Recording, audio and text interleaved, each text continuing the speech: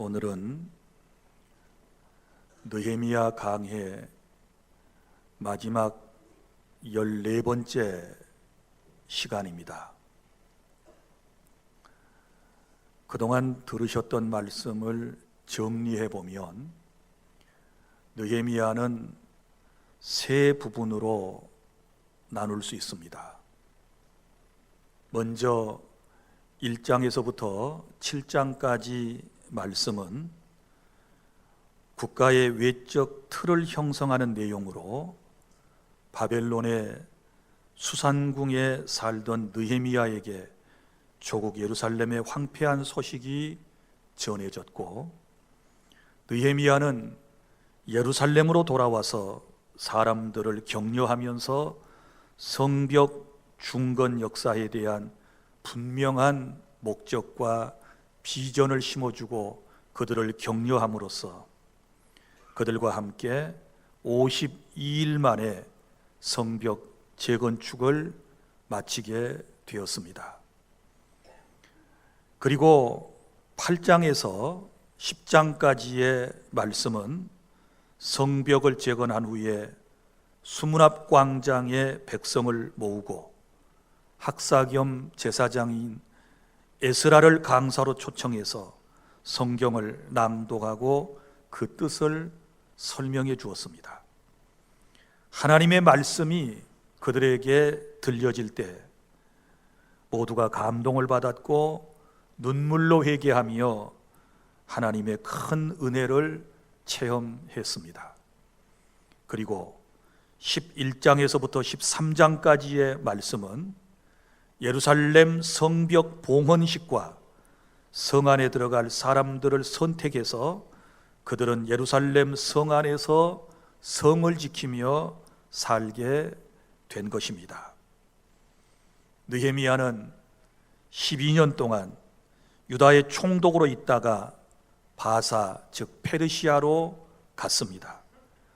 그리고 주전 424년 이전에 다시 귀국했습니다.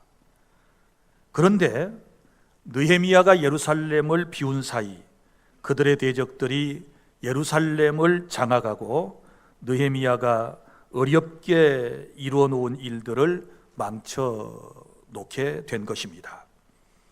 오늘 본문 느헤미야 13장의 말씀은 이런 내용입니다. 대적들은 성전을 자신들의 본거지로 삼고 마음대로 휘둘렸습니다.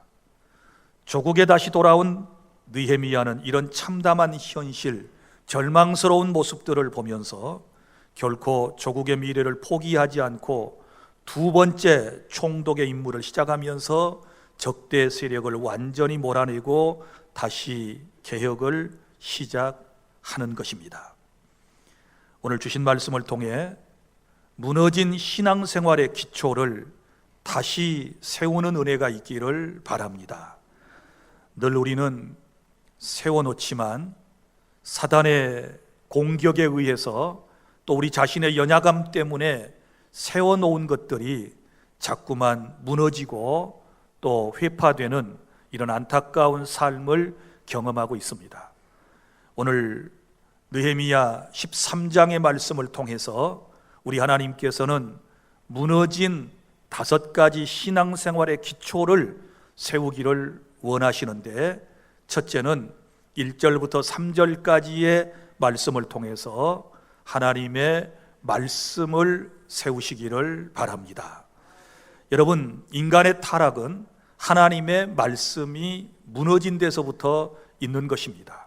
하나님의 말씀을 잘 붙잡고 그 말씀에 순종하며 살았다면 절대로 인간의 삶은 무너지지 않을 것입니다. 그런데 인간이 하나님의 말씀을 멀리하고 이 말씀을 따르지 않게 되었을 때 모든 인생의 행복도 무너지게 되었고 인생은 고난과 고통 가운데 살게 된 것입니다. 사랑하는 성도 여러분, 하나님의 말씀인 성경은 신앙과 행위의 유일한 규칙이 된다는 사실을 여러분이 인정하시기를 바랍니다. 우리가 누구를 어떻게 믿어야 할 것인가, 그리고 믿고 난 이후에 어떻게 살아야 할 것인가에 대한 유일한 규칙은 하나님의 말씀인 성경밖에 없다는 사실을 아시기를 바랍니다. 오늘 말씀 1절부터의 내용을 제가 좀 상세하게 설명을 해드리면 이런 내용입니다. 자, 예루살렘 성벽 낙성식을 행하던 날 모세의 책을 낭독했다고 그랬습니다. 여기서 말하는 모세의 책은 모세가 기록한 모세의 오경을 말하는데 창세기, 출애굽기, 레위기, 신명기까지 이 5권의 책을 모세의 책이라고 그럽니다. 자, 이 책을 낭독했는데 이스라엘 사람들에게 놀라운 변화가 일어났습니다. 곧 암몬 사람과 모압 사람은 영원히 하나님의 총회에 들어올 수 없다라고 하는 말씀을 그들이 듣게 된 것입니다. 2절에 보면 그 이유는 옛날 이스라엘 백성이 출애굽하여 가나안 땅으로 들어갈 때 암몬과 모압 지역을 통과하게 되었는데 이 모압과 암몬 사람들이 물과 양식으로 이스라엘을 영접하지 않고 도리어 이방 선지자 발람이라고 하는 사람에게 뇌물을 주어 이스라엘 백성을 저주하였기 때문입니다. 그러나 우리 하나님은 저주를 변하여 복되게 하셨다라고 2절의 말씀을 하고 있습니다. 이러한 역사적 사실은 신명기 23장 3절 이하에 기록되어 있는데 이스라엘 백성이 그동안 이 사실을 까마득히 잊어버린 채 모압과 암몬 사람과 함께 공동체를 이루며 살고 있었던 것입니다. 그런데 이제 이 모세의 율법을 낭독하고 특별히 암몬과 모압 사람에 대한 기록을 낭독하게 되었을 때 그들은 깨닫게 된 것입니다. 우리가 하나님의 말씀대로 암몬과 모압 사람들을 우리 회중에서 쫓아내지 못하고 함께 살고 있구나. 이것을 자각하고 난 이후에 그들은 암몬과 모압 사람들을 모두 분리해서 내보냈다라고 말씀에 기록을 하고 있습니다. 사랑하는 성도 여러분, 하나님의 말씀이 있는 곳에 이런 사람의 놀라운 변화가 일어나게 되는 줄로 믿으시기를 바랍니다. 그동안 이스라엘 공동체는 까마득히 하나님의 말씀을 잊어버리고 살아가고 있던 것입니다. 그러나 이제 다시 하나님의 말씀을 낭독하게 되었을 때 예전에 하나님께서 주셨던 말씀들을 상기하게 되었고 그들은 그 말씀을 따라 행동으로 옮기는 그런 모습을 우리에게 보여주고 있는 것입니다. 사랑하는 성도 여러분, 정말 우리가 신앙생활하면서 알아야 할 것은 우리의 신앙의 기초는 하나님의 말씀에 있고 우리는 하나님의 말씀을 따라 믿음 생활을 해야 한다라고 하는 것입니다.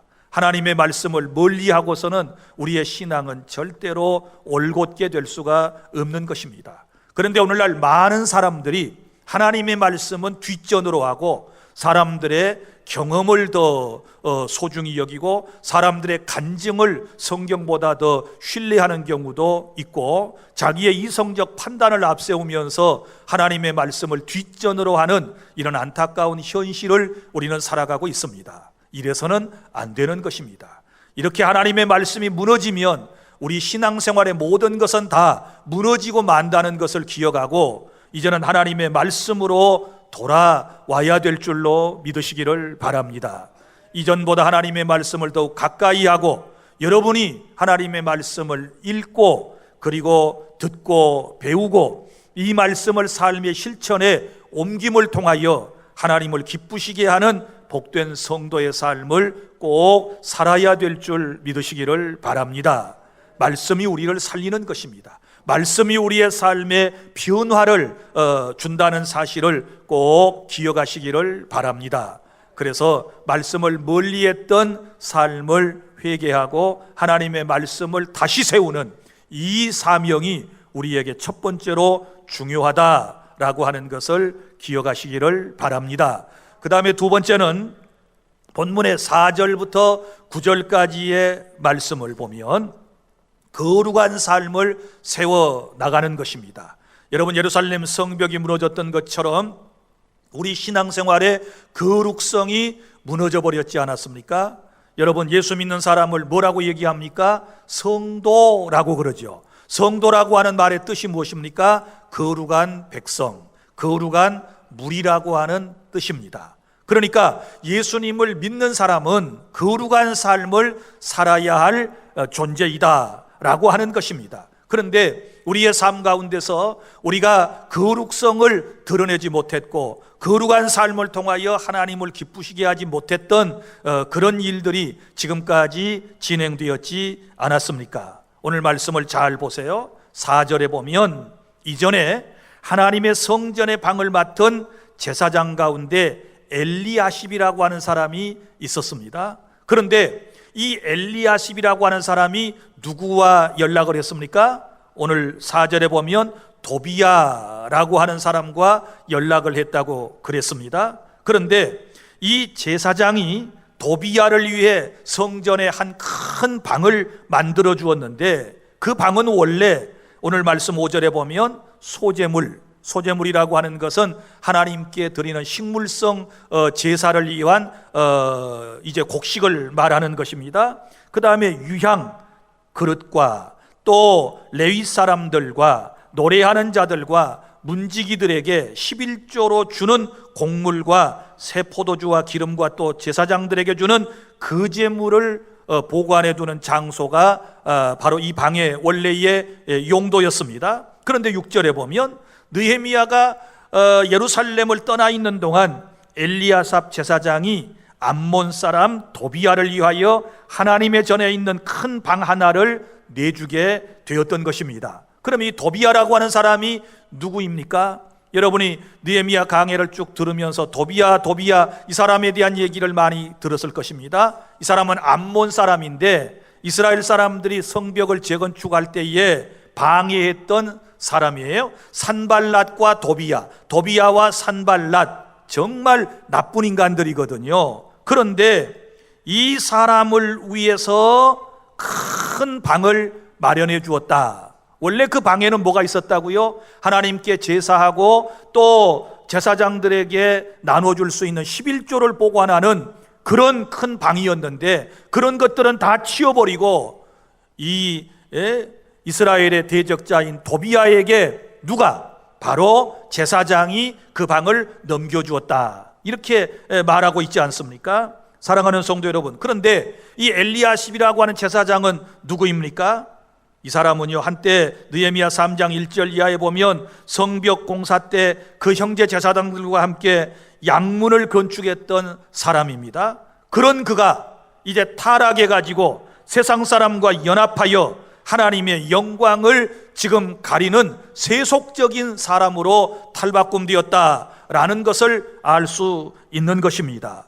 사랑하는 성도 여러분, 우리는 이래서는 안 되는 것입니다. 끝까지 우리의 믿음의 거룩함을 지킬 수 있기를 바랍니다. 중간에 세상 사람과 타협하고 세상 사람들과 하나 되어서 하나님의 거룩성을 훼손하는 이런 일이 결코 있어서는 안 되는 것입니다. 7절에 보면 느헤미야가 아닥사스다 왕 32년에 페르시아 왕에게 나아갔다가 며칠 후 왕에게 말미를 청하고 예루살렘에 돌아와서야 이 모든 사실을 알게 되었다고 했습니다. 그러니까 총독 느헤미야가 없는 틈에 바로 제사장이 이런 실수를 범하게 되었던 것입니다.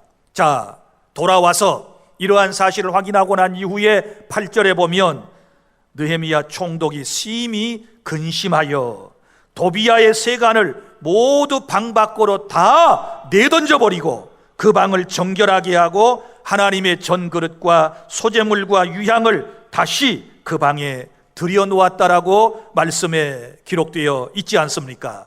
사랑하는 성도 여러분, 오늘 우리는 거룩성을 회복하기 위해서 먼저 우리 마음의 성전을 살펴보아야 될 줄로 믿습니다. 우리 마음의 성전 안에는 원래 하나님이 계셨습니다. 원래 하나님을 사랑하는 마음이 우리 안에 있었습니다. 그래야 할 마음입니다. 그런데 안타깝게도 언제부터인가 하나님은 우리의 마음속에서 내쫓김 바 되셨고, 그리고 우리 안에 하나님의 말씀도 다 사람들에게 내쫓김을 받고 만 거예요. 그러다 보니까 세상 것들이 우리 마음속에 들어와 있습니다. 육신의 정욕과 안목의 정욕과 이생의 자랑, 이런 것들이 우리 안에 들어와서 우리를 타락하게 만들었다 그 말이에요. 그러나 이제 우리가 어떻게 해야 됩니까? 이제 우리 안에 정말 불필요한 것들, 이런 것들은, 악한 것들은 모두 다 쫓아내고 하나님의 거룩하신 성령으로 충만되는 그런 은혜가 있기를 바랍니다. 원래 계셔야 할 하나님을 다시 모셔야 될 줄로 믿으시기를 바랍니다. 정결한 마음을 가져야 될 줄로 믿으시기를 바랍니다. 우리의 삶도 마찬가지입니다. 여러분, 거룩한 삶을 살기 위하여 하나님이 부정하다고 말씀하시는 것들은 우리의 삶 가운데서 다 정결하도록 우리가 해야 한다라고 하는 말씀을 여기서 깨닫게 되지 않습니까? 사랑하는 성도 여러분, 우리는 거룩한 백성입니다. 거룩하게 살아야 할 하나님의 택한 백성임을 기억하시고 이제부터 무너졌던 거룩성을 회복하실 수 있기를 바랍니다. 생각하는 것이 거룩하고 말하는 것이 거룩하고 행동 하나하나가 거룩해야 돼요. 하나님께서 말씀하셨습니다. 내가 거룩하니 너희도 거룩할지어다. 거룩함이 없이는 주를 볼 수가 없다, 이렇게 말씀을 하셨지 않았습니까? 그러므로 거룩하신 하나님을 마음속에 모시고 살아가는 성도의 삶은 이제부터 거룩한 삶을 살아야 하나님께서 기뻐하시고 우리를 통하여 영광을 받으시고 우리에게 예비하신 놀라운 복을 하나님께서 허락해 주실 줄 믿습니다. 그리고 셋째로, 무너진 무엇을 다시 세워야 할까요? 성도의 의무를 다시 세워야 하는 것입니다. 특별히 10절부터 14절까지는 무너진 11조에 대한 말씀을 하고 있습니다. 10절에 보면 느헤미야가 성전 낙성시 후에 알아본 바에 의하면 성전 직무에 봉사하는 레위 사람들에게 주어야 할 것을 주지 않았고, 그래서 먹고 살기 힘든 성전 봉사자들, 레위 사람들과 노래하는 사람들이 자기 밭으로 도망을 했다라고 기록을 하고 있습니다. 왜 그랬을까요? 왜 이런 일이 생겼을까요? 이 레위족이나 성전 안에서 봉사하는 사람들은 모두가 성전에서 나오는 것을 먹고 살 수 있도록 하나님이 정하셨잖아요. 그럼 성전에서 나오는 건 뭐예요? 다른 지파 사람들이 11조를 하나님께 바쳐요. 그러면 그 11조를 이제 성전 안에 큰 방에다가 쌓아놓고 이것을 급료처럼 성전에서 봉사하는 사람들에게 나눠줘야 하는 거예요. 그런데 이스라엘 사람들이 이 의무를 감당하지 않았어요. 11조를 갖다가 바치지 않은 거예요. 그러니까 그 성전 안에 사는 사람들이 받을 게 없잖아요. 뭘 바쳐야 나눠주지요. 그래서 먹고 살기 힘드니까 다 밭으로, 일터로 일을 하러 나가버리게 되었다. 이런 안타까운 현실을 지금 성경에 기록을 하고 있는 것입니다. 그러니까 이스라엘 공동체가 느헤미야 10장 39절에서 약속하신 말씀을 지키지 않은 거예요. 그들이 예전에 어떤 약속을 했느냐? 우리가 하나님의 성전을 항상 채워놓겠습니다, 이런 약속을 거기에 보면 했단 말이에요. 그런데 얼마 되지 않아서 이 마음이 변해가지고 이 약속을 저버리게 되었다라고 하는 것입니다. 그래서 느헤미야가 페르시아에서 돌아와서 11절에 보면 그 사실을 알고 느헤미야는 흩어진 레위 사람들을 불러 모아 다시 제자리에 세우지요. 다시 성전 안으로 다 들어오라고 그래요. 그리고 12절에 보면 온 유다로 하여금 곡식과 포도주와 기름의 11조를 가져다가 곶간에다가 드려라, 이렇게 명령을 했습니다. 그리고 13절에 다시는 이런 일이 없도록 제사장 셀라마와 서기관 사독과 레위 사람 부다냐로 창고지기로 삼고 마따냐의 손자 삭굴의 아들 하나를 버금으로 삼았는데 이들은 모두가 어떤 사람이었습니까? 충직한 사람들이요. 또 이들이 했던 일은 무엇입니까? 분배하는 일을 하였다, 이렇게 말씀을 하고 있습니다. 사랑하는 성도 여러분, 오늘 우리가 다시 세워야 할 것은 성도의 의무를 다하는 것입니다. 특별히 저와 여러분은 11조의 의무를 다해야 될 줄 믿습니다. 이스라엘 백성들이 11조를 드리는 것은 성전을 운영하는 경비로 사용되었고, 특별히 성전 안에서 봉사하는 제사장과 레위 사람들의 이제 분깃으로 급료로서 사용을 했던 것입니다. 그것이 들어오지 않게 되니까 성전의 모든 기능이 마비되고 성전에서 봉사했던 사람들이 돈 벌러 간다고 먹고 사는 것 때문에 논밭으로 다 갔단 말이에요. 요즘은 어떻습니까? 사랑하는 성도 여러분, 여러분이 성도의 의무를 다하지 않으면, 특별히 온전한 11조를 하나님께 드리지 않게 되면 어떻게 될까요? 이 교회가 돌아갈 수 있을까요? 여러분이 온전한 11조를 드리지 않게 되면 우리가 하나님의 나라를 위하여 선교비를 지출할 수 있을까요? 우리가 전도비를 지출할 수 있을까요? 여러분이 성도의 의무인 11조를 다하지 않는다면 어려운 이웃들에게 뭘 나눠줄 수 있을까요? 다음 세대를 위하여 우리가 교육 사업을 할 수 있을까요? 할 수 없는 거예요. 그래서 지금 무너진 우리의 신앙생활의 기초 가운데 11조라고 하는 것, 성도의 의무를 다하는 이것을 세워나가야 하나님께 여러분의 인생이 복된 인생이 될 줄 믿으시기를 바랍니다. 11조라고 하는 것은 하나님의 주권을 인정하는 행위로서 드리는 것이고, 11조를 드리는 것은 하나님이 온 우주 만물의 창조주이시며 주인이라고 하는 고백으로 드리는 것이고, 11조는 하나님을 사랑한다는 표시로 드리는 것이고, 11조는 내가 구원받은 성도 천국 백성이라고 하는 확신 가운데서 드리는 것이고, 11조는 하나님께 감사하는 마음으로 하나님 나라 사업에 동참하기 위해서 드리는 것이 11조임을 믿으시기를 바랍니다. 사랑하는 성도 여러분, 11조를 우리가 어떻게 비유할 수 있을까요?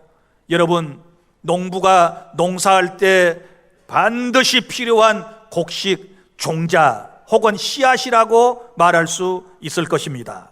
사랑하는 성도 여러분, 저희 어머니 아버지는 농부입니다. 농사를 짓는 일을 저는 쭉 보아왔습니다. 제가 어렸을 때 가뭄이 연 3년 동안이나 든 적도 있었습니다. 정말 그때 먹고 살기가 힘든 때였습니다. 그러나 지혜로운 우리 어머니 아버지는 저 곳간에 있는 곡식 종자는 절대로 우리에게 먹이지 않았습니다. 그걸 빻아가지고 우리에게 쌀밥이나 혹은 다른 밥을 지어서 먹인 적이 없으셨습니다. 항상 그것은 아무리 먹고 살기 힘들어도 보관해 두었다가 곡식을 파종해야 할 때가 되면 아낌없이 아깝지만 흙에다가 던졌습니다. 흙에다가 뿌렸습니다. 여러분, 우리 얄팍한 생각이 할 것 같으면 지금 당장 배고픈데 그거라도 빻아서 먹어야 사람이 살 수 있지 않겠습니까? 그러나 지혜로운 농부는 절대로 그렇지 않습니다. 비가 당장에 내리지 않아도 때가 되면 파종을 하는 것입니다. 그랬더니 어느 해인가 이제 이 가뭄이 끝나려고 하늘에서 비가 내리고, 그리고 그 마른 대지에 던져 뿌려놓았고 묻어놓았던 씨앗이 발화가 되고 거기서 30배, 60배, 100배의 열매가 맺혀지게 된 줄로 믿으시기를 바랍니다.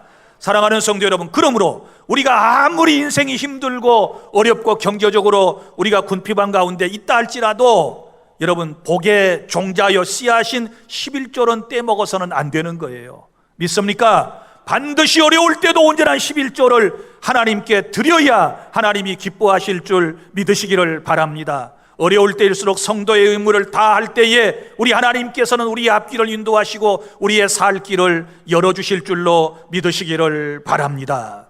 그 다음에 네 번째, 우리가 무너진 것을 다시 세워야 할 것이 있는데 그것은 15절부터 22절까지 말씀, 예배를 세우시기를 바랍니다. 예배하는 날과 예배를 세워야 한다라고 하는 것입니다. 특별히 느헤미야는 안식일을 성별하여 준수함으로 원래대로 돌아가기를 원했습니다. 자, 여기 15절 말씀을 여러분이 보아주시기를 바랍니다. 그때 내가 본즉 유다에서 어떤 사람이 안식일에 술틀을 밟고 곡식단을 나귀 위에 실어 운반하며 포도주와 포도와 무화과와 여러 가지 짐을 지고 안식일에 예루살렘에 들어와서 음식물을 팔기로 그날에 내가 경계하였고. 자, 어떤 사람이 안식일을 범했다. 그 안식일은 일을 해서는 안 되는 거예요.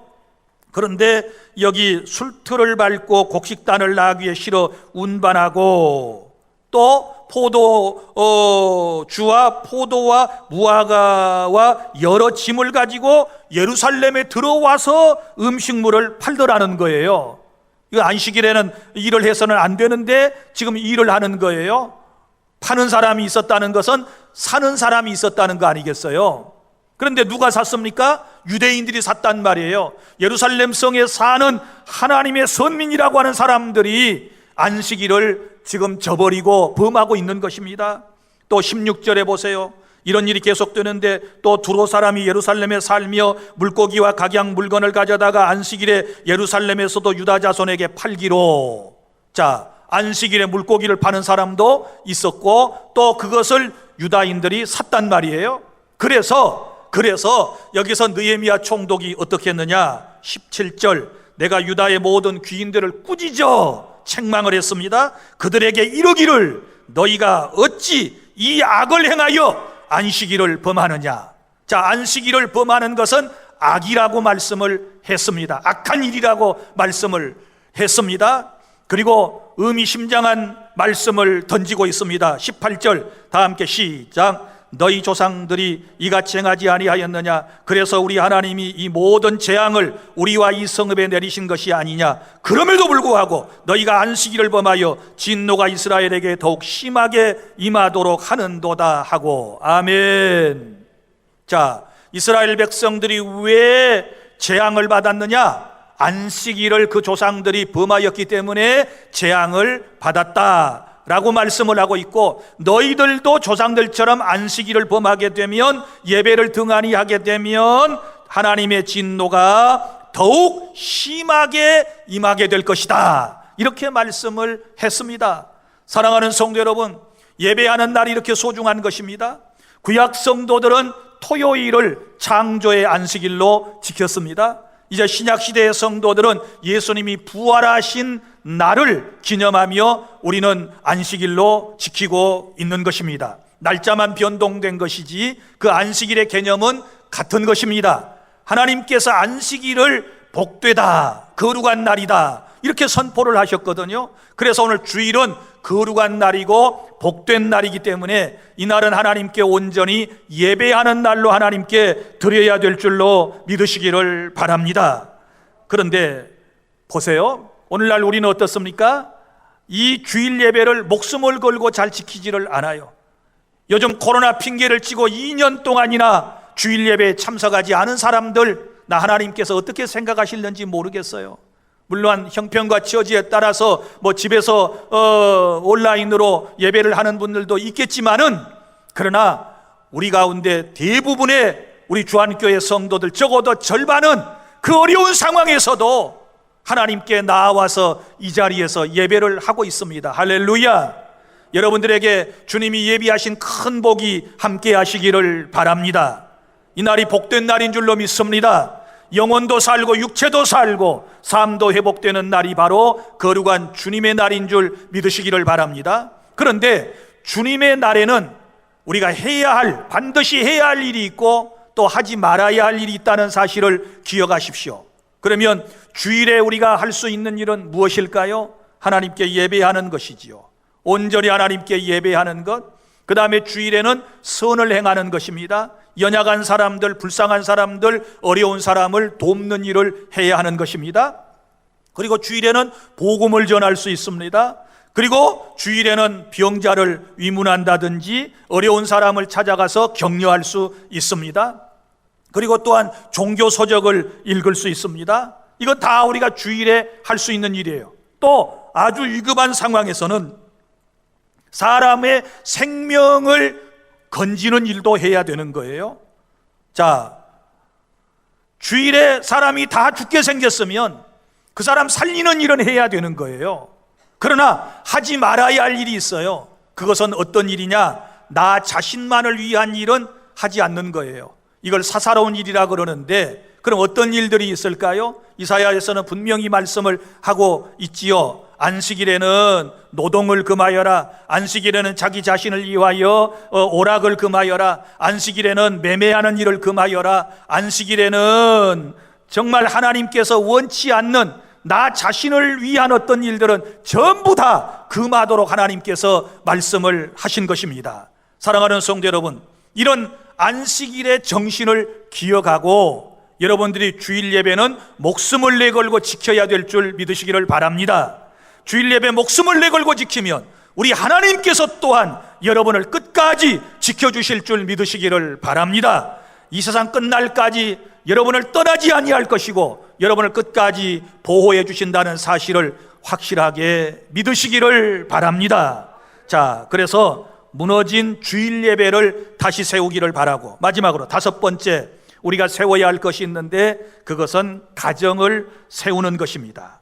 자, 가정을 세우는 일을 우리가 해야 되는데 이 말씀은 23절부터 31절까지의 기록이 되어져 있습니다. 느헤미야는 이스라엘의 정체성을 확립하기 위해서 이방인과 분리하도록 당부를 하고 있는 것을 볼 수 있습니다. 23절, 그때에 내가 또 본즉 유다 사람이 아스돗과 암몬과 모압 여인을 맞아 아내로 삼았는데, 자, 유다 사람들은 여기 아스돗, 암몬, 모압은 이방 사람들이기 때문에 이 사람들과 자녀를 혼인시키면 안 되는 거예요. 요즘으로 말하면 불신결혼은 안 되는 거예요. 그런데 그 여인들을 이제 맞아들였다. 그들의 자녀가 아스돗 방언을 절반쯤은 하여도 유다 방언은 못하니 그 하는 말이 각 족속의 방언이므로 내가 그들을 책망하고 저주하며 그들 중 몇 사람을 때리고, 얼마나 이 참 엄한지를 보세요. 이방 결혼한 사람들을 때리고 그들의 머리털을 뽑고 이르되 너희는 너희 딸들을 그들의 아들들에게 주지 말고 너희 아들들이나 너희를 위하여 그들의 딸들을 데려오지 아니하겠다고 하나님을 가리켜 맹세하라. 하나님을 가리켜 이걸 저주의 맹세라고 그래요. 만약에 우리가 불신결혼 시키면 우리가 저주를 받겠습니다 라고 맹세를 시켰다 그 말이에요. 왜요?